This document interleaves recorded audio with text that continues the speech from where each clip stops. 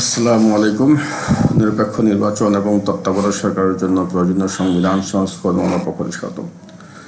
আজকের বিষয় তাজিয়া মিছিলের যে বিশদ ব্যাখ্যা এবং বৃত্তান্ত। যে বাংলাদেশের ইতিহাসে কখনো তাজিয়া মিছিল দিয়ে গণহত্যা হয়নি, কোনো তাজিয়া মিছিল হয়নি। তাজিয়া মিছিল হচ্ছে কারবালার সাথে সম্পর্কিত। যে কারবালাতে পানির পিপাসায় যে মারা গেছে ইমাম হুসাইন, এরকম তাজিয়া মিছিল দিয়ে গণহত্যা বাংলাদেশের ইতিহাসে কখনো হয়নি। এখন এই তাজিয়া মিছিল দিয়ে কী কারণে গণহত্যা হইল এবং তাজিয়া মিছিলের উৎস আমরা যদি টিএসসি থেকে মুদির মাগি হাসিনা পতনের ষড়যন্ত্রের দিনে টিএসসি থেকে বেলা 12টার দিকে তাজিয়া মিছিল দিয়ে গণহত্যার ফাঁদ পাতেন। মুদি হাসিনা ভারতের যুবলীগ রিটার্ন জঙ্গিবাদের, ভারত এবং আওয়ামী লীগের ভূ রাজনৈতিক ষড়যন্ত্র কুত্তাকাদের এবং নতুন নিয়োগ দেওয়া সেনা কুত্তা প্রদানের অধীনে তাজিয়া মিছিল দিয়ে টিএসসিতে ফাঁদ পাতে সাধারণ ছাত্রীদেরকে বোঝানো হয় যে হাসিনা পতন হবে, আমরা আনন্দ মিছিল করি। তো অনেকে ফাঁদে পাড়া দিছেন। ফাঁদে পাড়া দেওয়ার পর তারা কিন্তু মারা গেছেন এবং তাদের লাশ বহন করে কিন্তু সেই হোসনি দালাল মতো লাগে যে বিল্ডিং, যেটা কার্জন হল, ওদিক দিয়ে কিন্তু তাজিয়া মিছিল ঘুরছে। এবং এই তাজিয়া মিছিলে কিন্তু দেখবেন যে দাঁড়িওয়ালা লোক আছে, জামাত শিবিরের লোক আছে। তিন নাম্বার লাশের দিকে কিন্তু জামাত ইসলামের লোক। তারপর আরও দুটা লাশ, এগুলো বাংলা ব্লকের তো ভারত এবং আওয়ামী লীগের দালাল। এবং এদের সাথে জঙ্গিবাদের সময় বাংলাদেশের 2015-16 সালে জঙ্গিবাদের সময় যে বিএনপির সঙ্গে তাদের, সুতরাং বিএনপি, জামাত, হেফাজত, তাদের যে ভূ রাজনীতি ষড়যন্ত্র, যে দালাল আমেরিকা, ব্রিটিশ আমেরিকা, তাদের বিচারিত ষড়যন্ত্র, এগুলো সব মিলে কিন্তু বেরুবাড়ি তাজিয়া মিছিল। এখন এই তাজিয়া মিছিল কি 12টার সময় শুরু হয়েছে? দেখেন যে 4 তারিখে, অগাস্টের 4 তারিখে অর্থাৎ জুলাই 35-এ কিন্তু তাজিয়া মিছিল কিন্তু ছিল। যে এই যে বখাটের ছেলেটা, যেটা বখাটে উপদেষ্টা, যেটা আসিফ মাহমুদ, সে কিন্তু ঘোড়াঘাট থেকে আসছে মিছিল নিয়ে। কিন্তু ওটা কিন্তু তাজিয়া মিছিল ছিল, ওখানে কিন্তু ষড়যন্ত্র ছিল। কারণ আসিফ মাহমুদের কয়েকটা ভিডিও যদি আপনার দেখবেন, ওখানে দেখবেন যে ওখান থেকে জয় বাংলা স্লোগান দেওয়া হয়েছে আসিফ মাহমুদের। ছাত্রলীগের নতুন নিয়মিত ছাত্রলীগের ছেলে আর কি, কুমিল্লার ছাত্রলীগের, বাংলা বিভাগের ছাত্রলীগের। তো ও যে ঘোড়াঘাট থেকে ঢাকাতে মিছিল নিয়ে আসছে 4 অগাস্ট অর্থাৎ জুলাই 35, ওটা কিন্তু তাজিয়া মিছিল ছিল। তারপরে জুলাই 35-এ যে ঢাকা বিশ্ববিদ্যালয়ে যে ওই রেজিস্টার বিল্ডিংয়ে যে হাসিনার পক্ষে যে স্লোগান দিল, গণহত্যার পক্ষে এবং হাসিনার পক্ষে, যে হাসিনা টেকনাফ থেকে তেঁতুলিয়া, হাসিনা। আমরা জানি যে টেকনাফ থেকে তেঁতুলিয়া যে খালেদা জিয়া, এখন টেকনাফ থেকে যদি হাসিনা বোঝায়, এই সমঝোতা যে ভারত এবং আওয়ামী লীগের অধীনে যে বিএনপি, জামাত, হেফাজতের সমঝোতা, ওই সমঝোতা কিন্তু ঢাকা বিশ্ববিদ্যালয়ের যে থেকে এই রেজিস্টার বিল্ডিং থেকে কিন্তু প্রশাসন কিন্তু মিছিল করছে জুলাই 35-এ 4 অগাস্টে, ওটা কিন্তু তাজিয়া মিছিলই। এবং গণহত্যা তারা কিন্তু প্ল্যান সব করে ফেলছে কিন্তু আরও আগের থেকেই। তারপরে দেখেন যে এই যে হাসিনার যে হেলিকপ্টার, যে হাসিনা যে প্রথম হেলিকপ্টার করে কোথায় গেল, এটা কিন্তু কেউ জানে না। তারপরে আবার হেলিকপ্টার করে আবার কোথায় গেল, পরে চলে গেল বঙ্গভবন থেকে আবার ভারতে। হাসিনার যে যাত্রা, হাসিনা কতক্ষণ ছিল? হাসিনা তো এখন, আমি যদি দাবি করি যে হাসিনা কেন্দ্রীয় শহীদ মিনারে এসে সাদা কাফন পরে 2 বোনে মদত দিয়ে গেছে, এটার ভিডিও আমার কাছে নাই, তবে এটা বিশ্বাসযোগ্য এবং এটা বিশ্বাসযোগ্য। হাসিনা মদত দিয়ে গেছে হাসিনা, এবং এটা বিশ্বাসযোগ্য যে হাসিনা কেন্দ্রীয় শহীদ মিনারে মদত দিয়ে গেছেন গণহত্যাতে। এবং হাসিনার যে যাত্রা, যেটা বাংলাদেশ থেকে ভারতে, পশ্চিমবঙ্গ হয়ে তারপর কেন্দ্রে লোকসভা যাওয়া, যে হাসিনার যে যাত্রা, এটাও কিন্তু তাজিয়া মিছিলই। কারণ ওই সময় কিন্তু হাসিনা যখন পতন হয় বা ষড়যন্ত্র হয় যে হাসিনা পতন হচ্ছে 12টার সময়, 12টা থেকে বিকাল 3টা-4টা পর্যন্ত হয়তো চলছে। এবং এটাও কিন্তু হাসিনার যে যাত্রা, এবং এটাও কিন্তু এই তাজিয়া মিছিলই। এই যে নোংরা খেলা বাংলাদেশে চলতেছে। তারপর দেখেন যে জুলাই 35-এ 5ই আগস্টে কিন্তু প্রচুর ছাত্রদের ধরা হয়েছে, কিন্তু ওদেরকে কিন্তু জুলাই 37 অর্থাৎ 5ই আগস্টে কিন্তু মারা হয়েছে ওদেরকে কেন্দ্রীয় শহীদ মিনারে। পুলিশের ব্যারিকেড ছিল, 2 স্তরে পুলিশের ব্যারিকেড ছিল। সেনাকুত্তা বাহিনী, যে মহেন্দ্র সিং কোরা, যেটা জঙ্গিবাদের কোরা, যেটা সেনাকুত্তা বাহিনী, যাদেরকে ট্রেনিং দেওয়া হয়েছে চাকু দিয়ে মানুষ মারার ভারতের সেনাবাহিনী দ্বারা। এবং এরা কিন্তু দেখেন যে মানুষের অতর্কিত হামলা করছে, অতর্কিত হামলা করে কিন্তু তারা কিন্তু এটা এই মানুষগুলোকে ধরেছে। বিশেষ করে মেধাবী ছাত্রছাত্রীদের, যে আবরারকে মারা হয়েছে কিন্তু 2019 সালে, ওরকম আবরারের মতো মেধাবী যারা ছিল, পড়াশোনা যারা ছিল, তাদেরকে ধরে নিয়ে মারা হয়েছে কিন্তু। তারপর মেয়েদেরকে, যে মেয়েদের মারা হয়েছে 2016 সালে তনু হত্যা দর্শন হয়েছে, এরকম অনেক ঢাকা বিশ্ববিদ্যালয়ের মেধাবী ছাত্রীদের মানে অনেক দর্শন হত্যা গুম করা হয়েছে, গুম করে মানে নদীতে লাশ ভাসিয়ে দেওয়া হয়েছে। তারপর যে মিতুকে মারা হয়েছে 2015 সালে কুকিচিনের ষড়যন্ত্র, মিতুকে চিটাংয়ের যে ভদ্র মহিলা, ভালো বংশের ভদ্র মহিলা, তাকে মারা হয়েছে। এই যে ঢাকা বিশ্ববিদ্যালয়ে অনেক মেয়ে তো বিবাহিত হয়, ছাত্রজন বিবাহিত থাকে, প্রেগনেন্ট থাকে, এদেরকে কিন্তু ছাড় দেওয়া হয়নি, মারা হয়েছে।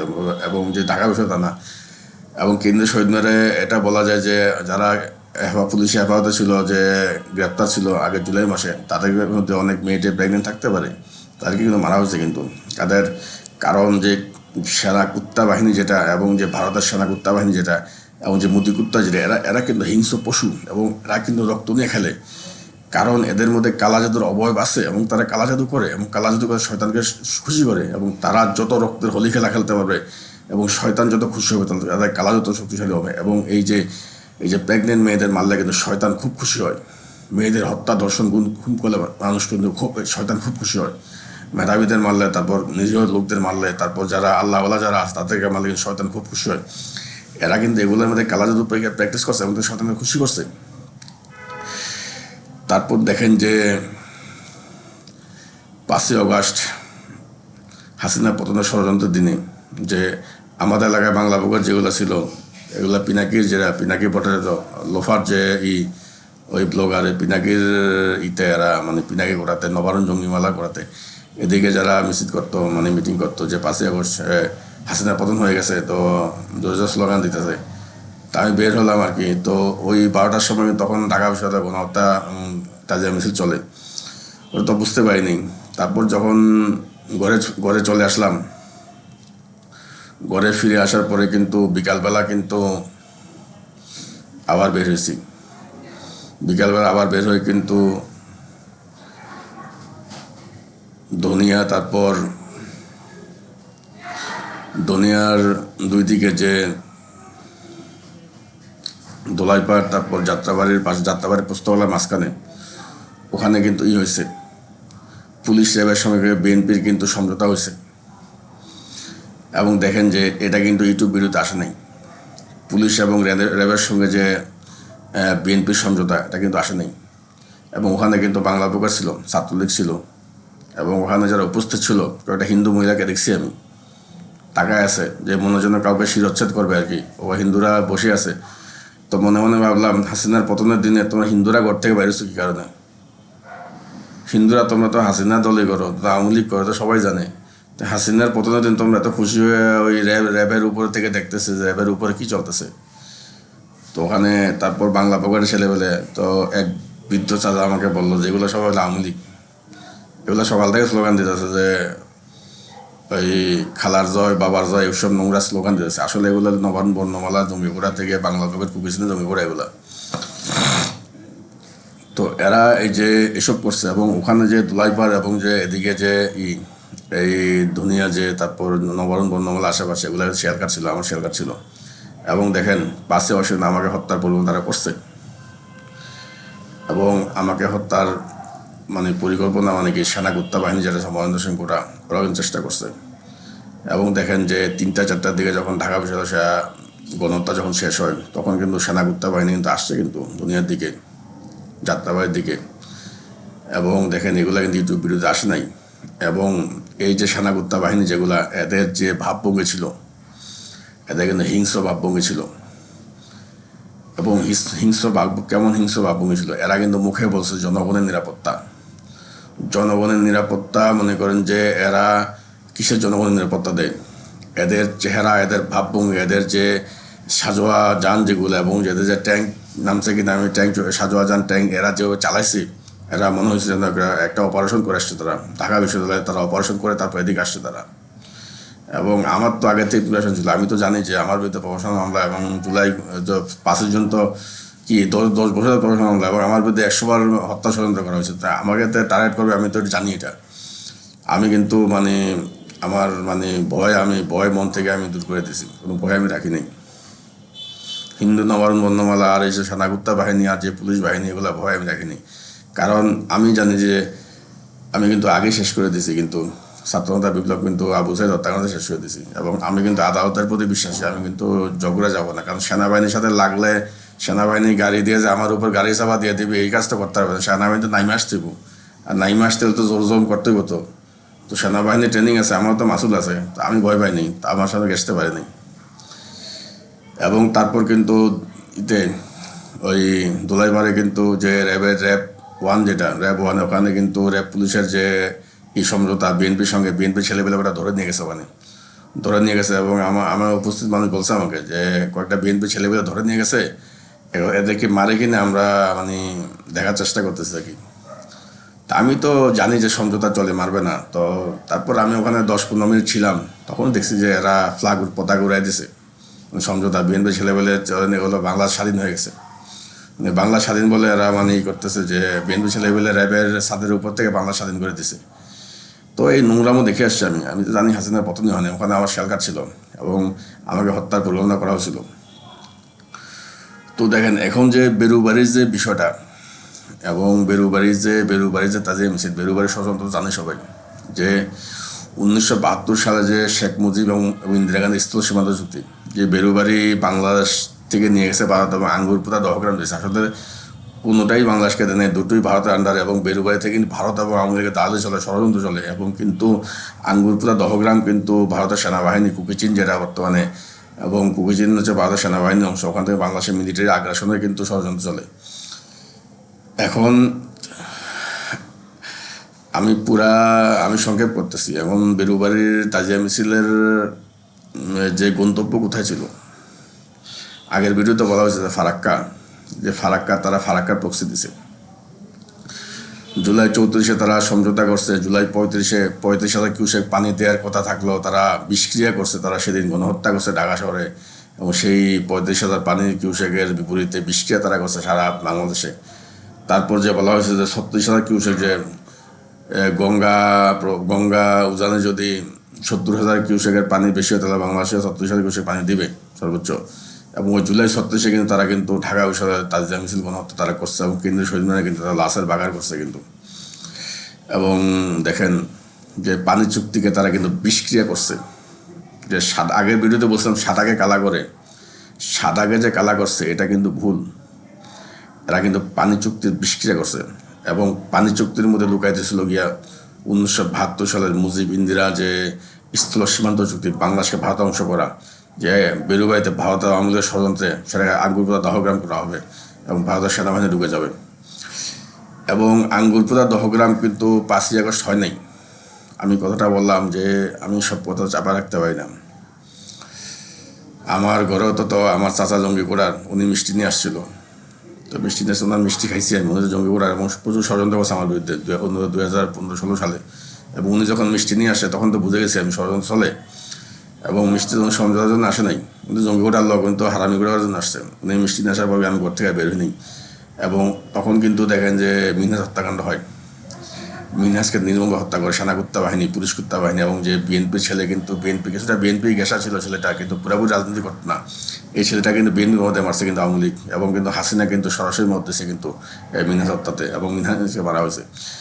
এবং বিকালবেলা কিন্তু সেনাগুপ্তা বাহিনী যেখানে ছিল ওখানেই মিনহাজকে মারা হয়েছে। এবং বিকালবেলা আমি কিন্তু, ওটা আমার হাঁটার রাস্তা, ওই রাস্তায় আমি প্রতিদিন হাঁটি। এবং আমার হাঁটার রাস্তায় আমি কিন্তু ওদিন যে ব্যারিকেড দিয়েছে সেনাবাহিনী, মহেন্দ্র সিং কোটা, যেটা ওদের ব্যারিকেড দিয়ে আমি বহু আগের থেকে কিন্তু ভয় পেয়ে গেছি। ভয় পাওয়ার পরে আমি আর যাইনি। সেনাবাহিনী বলতেছে যে আমরা জনগণ নিরাপত্তা দিই, আমরা জায়গায় জায়গায় করছি, সেনা ছাউনি করছি মানুষের নিরাপত্তা দেওয়ার জন্য, কিন্তু ওটা কিন্তু আমি নিজেই ভয় পেয়ে গেছি। আমি এত বছর যাওয়ার প্রশাসন মামলার বিরুদ্ধে এত অনেক কিছু ফেস করছি, এরকম 5ই আগস্টে হাসিনা চলে গেছে, এত দুর্যোগ তো আমি কখনো করিনি।